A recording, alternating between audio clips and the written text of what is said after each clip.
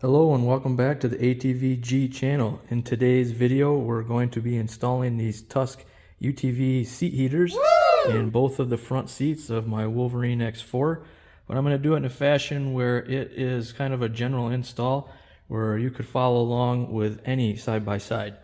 After careful consideration of switch location, I've decided I'm going to put them right down here, and that will be a good easy location for the switch to be hit by either passenger or driver.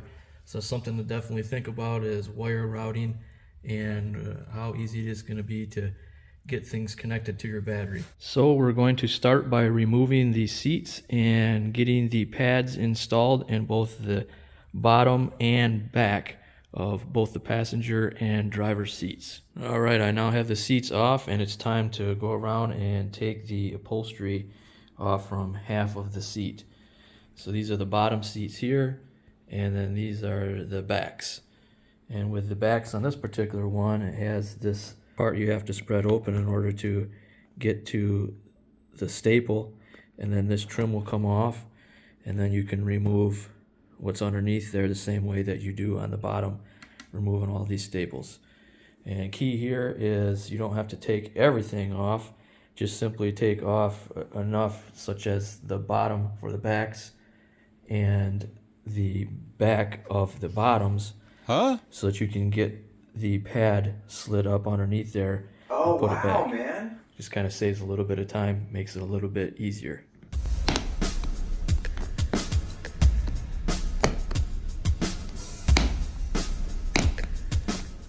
Here's a quick unboxing of the Tusk UTV seat heaters.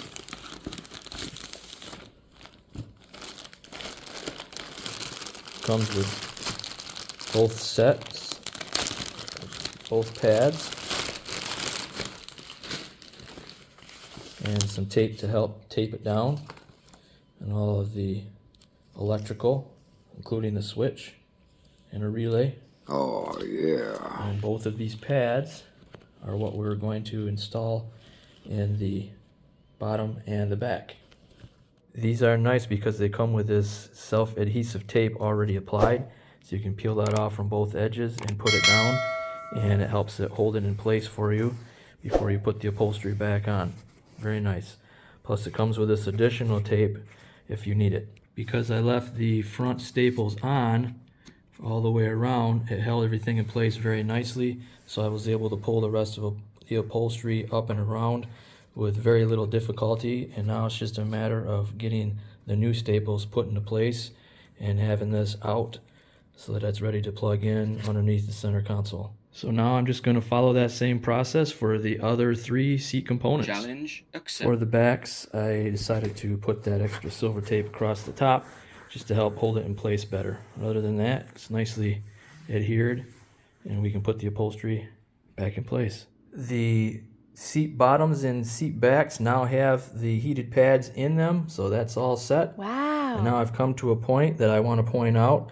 If your seat has a ridge like this, unfortunately a normal staple gun does not actually hit it. So I'm going to have to go get an air stapler in order to get these upholstery staples down in there far enough to make that work.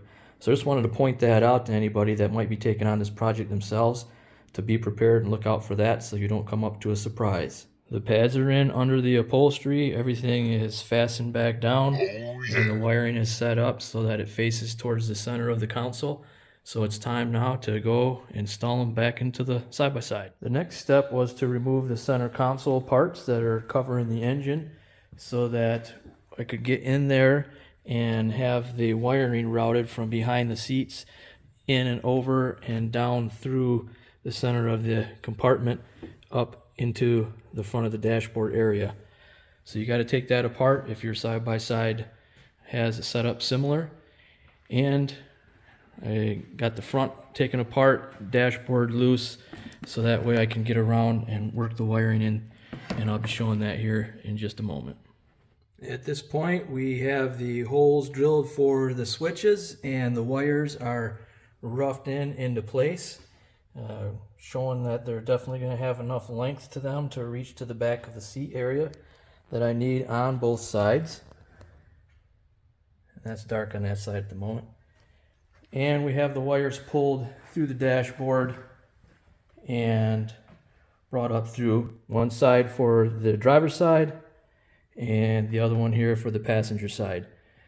Now, I ended up having to get longer bolts too to allow for all of the attachments that are going to be needed to be made on this battery. So that's something too, if you have as many accessories and you don't have a bus bar set up like I don't yet, then that's something else to consider once you add everything in. So at this point, I'm going to go ahead and button everything up, get everything in place to where we want it to be, put some zip ties in place, put the seats back on, and do a test after I get the electrical connected as well. At this point, I have everything wired back to the battery. Let's turn the accessory position on and see if they are going to light up when I turn them on. Here we go, moment of truth. That's one small step All for right. man, one giant leap for mankind. High and low seem to be working. So next we'll give them an actual test to see how well they warm me up. So now we'll go ahead and put the dash back on, wrap everything up, get the hood back in place, and take it for a test drive.